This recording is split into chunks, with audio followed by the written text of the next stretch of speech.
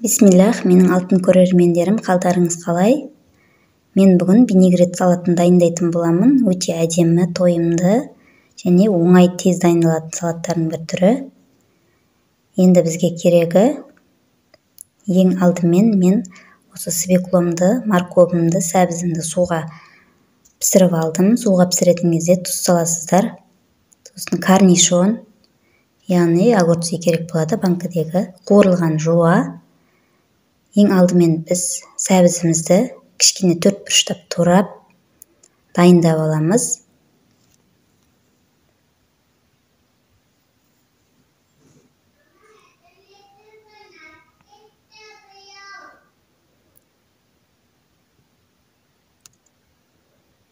Осылай кішкентай етіп тураймыз. Мен кішкентай алып тураймын, өйткені жегенде де тәрелкеге салғанда да өте әдемі болып тұрады. Сондықтан осылай тураймын.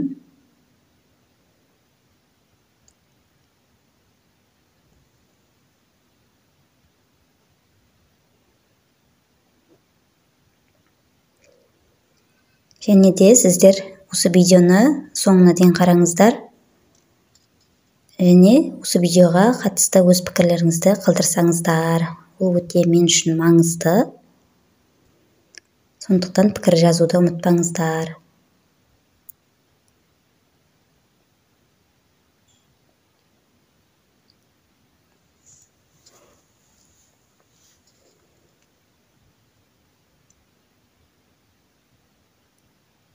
Біз осы салатты отбасымызбен қатты жақсы көреміз.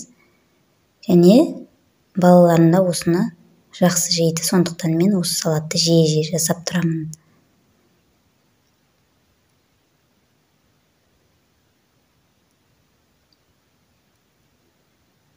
Ендігі кезекте мен осындай картопымды турап алатын боламын. Картопым сырты свекло болып қалған, ол ештеңе етпейді.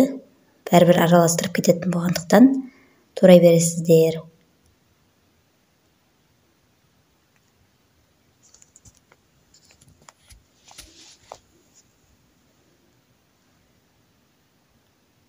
Мына жерде менің қызым камераны ұстап тұр, сондықтан сіздер видеоға көп мән бермеңіздер.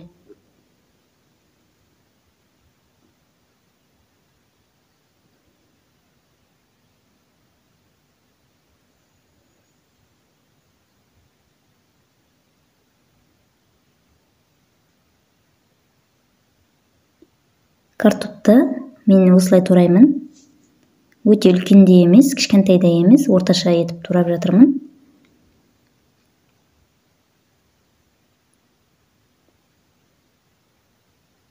Сосын комментарияға өз пікірлеріңізді жазсаңыздар, қандай салаттар жасау ұнайды, келесі видеома видео рецепт қандай салат болғанын қалайсыздар, соны жазып кетіңіздер. Мен міндетті түрде дайындайтын боламын. Енді кезекте қызылшамды тураймын. Қызылшамды да сол дәл солай төрт бұрыштап турап аламын.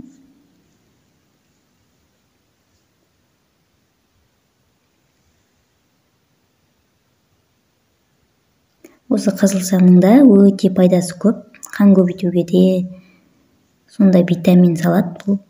Сондықтан сіздерде осы салатты жиі жасап тұрыңыздар.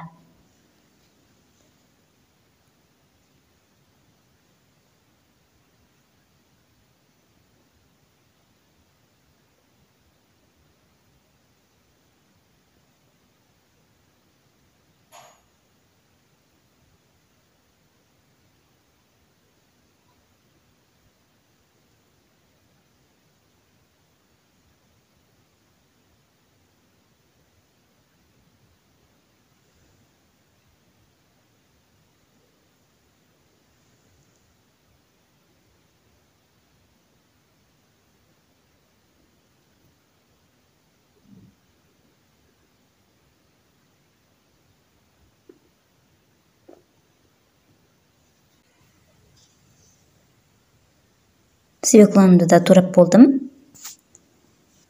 Енді мына тәрелкедегі тұрған қалған картопымды, сәбізімді, свекломды да барлығын турап тастаймын.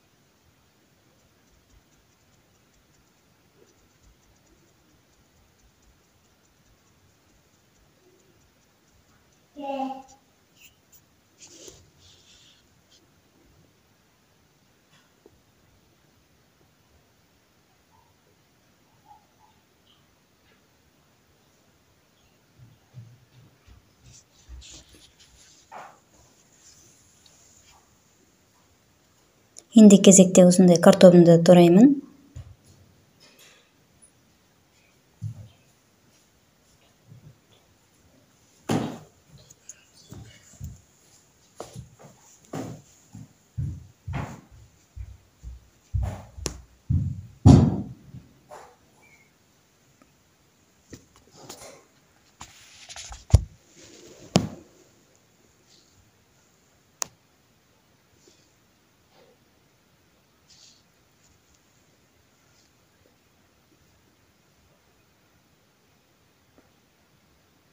Енді барлығын мен турап болдым.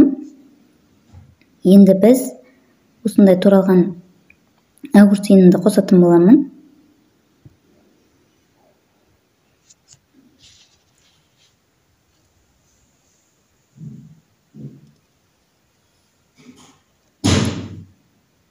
Енді кезекте мен осы жуамды қуырып алдым, тұз бұрышын салып.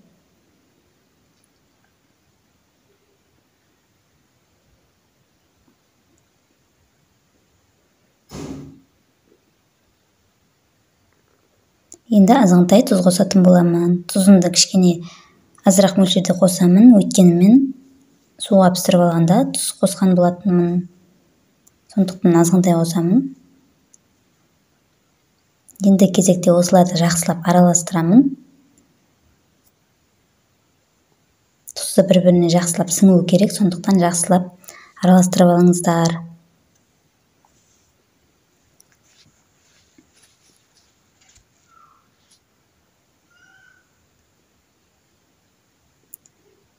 Осындай әдемі салат болып шықты.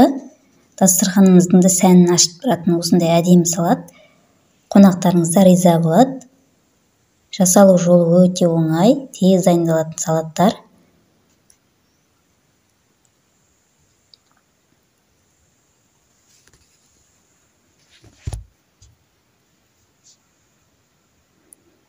Дәмін көрдім, дәмі өте керемет, дәмі жақсы болып шықты, тұзы да нормальный болды. Енді мен тәрелкеме орналастыратын боламын.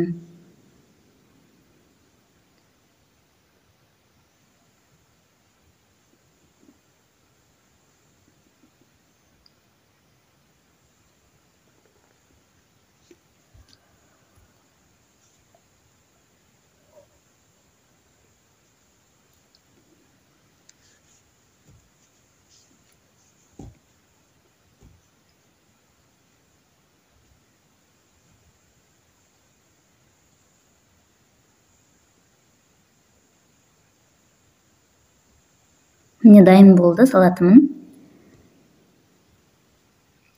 Менің каналыма тіркелуді, лайк басуды, комментария жазуды ұмытпаңыздар. Сіздермен болған мен Гүлжайнар.